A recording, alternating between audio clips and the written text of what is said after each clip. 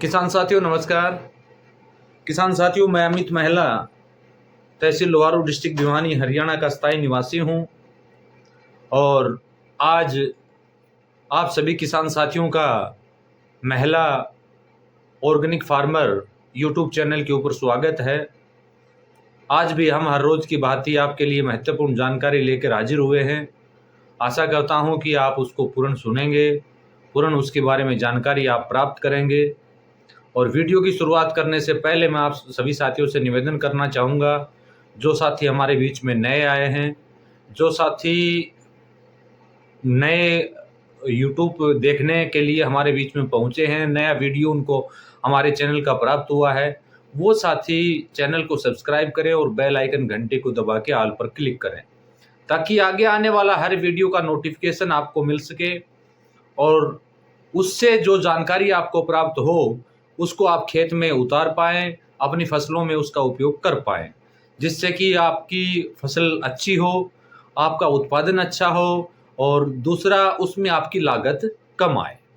तो वीडियो को जो साथी नए आए हैं वो शेयर भी कर सकते हैं अपने साथियों के बीच में, उससे आपको भी जानकारी होगी और अपने आसपास के साथियों को भी जानकारी मिलेगी। साथियों, आज से पहले हमने gibberellic acid, humic acid, amino acid इत्यादि पर विस्तार से आपसे कई बार बातचीत किया। आपने इन चीज़ों का उपयोग अपनी कृषि के अंदर किया, खेत में किया, जैविक खेती में इसका किया। आज हम उसी प्रक्रिया में फुलविक एसिड के बारे में बातचीत करें, जिसके बारे में आज तक हमने कोई भी चर्चा आप लोगों के बीच में नहीं की। फुलविक एसिड का महत्व क्या है? जैविक खेती में इसका बहुत अधिक महत्व है फुलविक एसिड का, अगर हम बात करें तो। और वैसे हम कवच का, गाढ़े गोमूत्र का या तरल OWDC का उपयोग करते हैं तो इनकी वैसे आवश्यकता भी नहीं है, क्योंकि वो सारे कार्य ऑलरेडी वो कर देते हैं। लेकिन फिर भी हम फॉलोइक एसिड के बारे में आप लोगों के बीच में बातचीत करेंगे। फॉलोइक एसिड पौधे के लिए अच्छा क्यों होता है? सबसे पहले फॉलोइक एसिड और होमिक एसिड मिट्टी में जल प्रतिधारण को बढ़ाते हैं। जल प्रतिधारण मतलब यानी जल ग्रहण करने की अक्षमता को बढ़ाते हैं। होमिक एसिड लगा लीजिए या फुलविक एसिड लगा लीजिए, ये विषाक्त यानी जहरीले पदार्थों और बाहरी धातुओं को फिल्टर करने में भी मदद करते हैं। यानी जहरीले कोई भी चीज हमारी जमीन में पड़ी है या बाहरी धातु कोई भी पड़ी है, उसको तोड़ने का काम भी फुलविक एसिड आसानी से करता है, जिससे पौधे और उसकी उपज के स्वास्थ्य बढ़ता है। यानी वो टूटने से पौधे की उपज यानी उत्पादन और उसके साथ साथ उसका स्वास्थ्य यानी अच्छी क्वालिटी का अनाज उसमें पैदा होता है, जो हमारे लिए बहुत बड़ा लाभदायक है। कृषि में फॉलोइक एसिड का उपयोग काफी कारणों से फायदेमंद रहा है। एग्रीकल्चर में, विशेष करके जैविक खेती में फॉलोइक एसिड का उपयोग बहुत अधिक फायदेमंद रहा है। उन पॉइंटों पर मैं आपसे बातचीत करूंगा।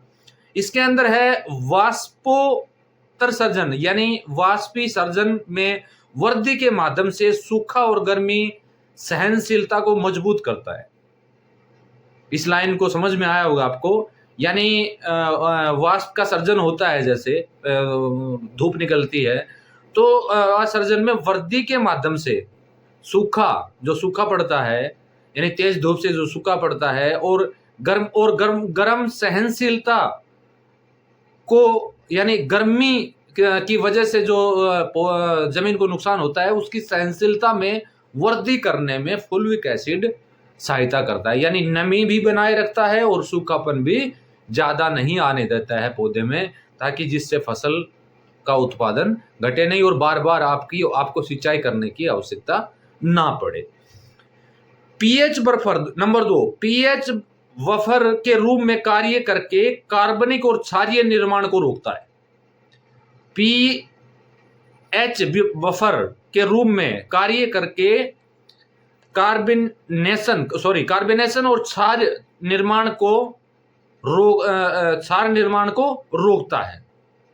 नंबर 3, फसल का वजन और पैदावार बढ़ाता है। यानी फसल का वजन, फसल का अनाज जो होगा, उसकी अनाज जो पैदा होगा उसमें वजन को बढ़ाएगा, जिससे पैदावार बढ़ने में आसानी होगी, पैदावार अच्छी आप लोगों के सामने आएगी।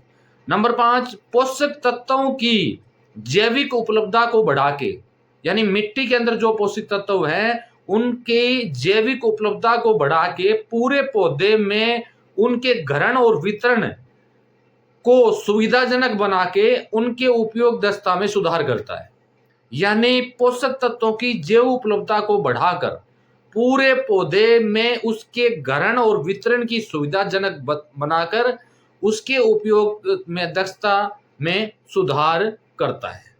तो यानी काफी कारणों से ये हमारे लिए बहुत महत्वपूर्ण है, अगर हम सही मायने में इससे बातचीत करें तो। अब अगला कार्य क्या है फुल्विक एसिड का? फुल्विक एसिड मिट्टी में प्रदूषकों और टॉक्सिटी, डिटॉक्सिटी यानी जहरीलेपन पोषकों को टॉक्सिटी कर सकता है, यानी उसमें जो जहरीलापन है उसको खत्म कर सकता है। वैसे तो देखिए जो गाढ़ा गौमूत्र उपयोग करते हैं वो टॉक्सिटी को खत्म करता है, यानी जहरीलेपन को खत्म करता है, लेकिन यहाँ फुल्विक एसिड भी करता है, जहर का अवशोषण कर सकता है, यानी जो भी जहर हमारी जमीन में है उसका अवशोषण कर सकता है, विषाक्त पदार्थों के तेजी से टूटने को उत्प्रेरित कर सकता है, यानी जो जहरीले पदार्थ जो है उनको तोड़ने का काम तुरंत करता है। फुल्विक एसिड ब्रिक्स बनाता है जो सूखे के प्रभाव को कम करने में, फुल्विक एसिड ब्रिक्स बनाता है जो सूखे के प्रभाव को कम करने में करने के लिए और नमी के भंडारण में सुधार करता है, नमी के भंडारण में सुधार करता है, यानी तेज तापमान की वजह से नमी उसमें जल्दी सिंचाई करनी पड़ती है या किसी कारणवश नमी जल्दी उसमें चली जाती है, उसको मेंटेन रखने में फुल्विक एसिड सुधार करता है। फुल्विक एसिड जैविक खेती में सबसे अधिक मूल्यांकन इनपुट है, यानी जैविक खेती के लिए फुल्विक एसिड अपने आप में बहुत ज्यादा महत्व रखता है।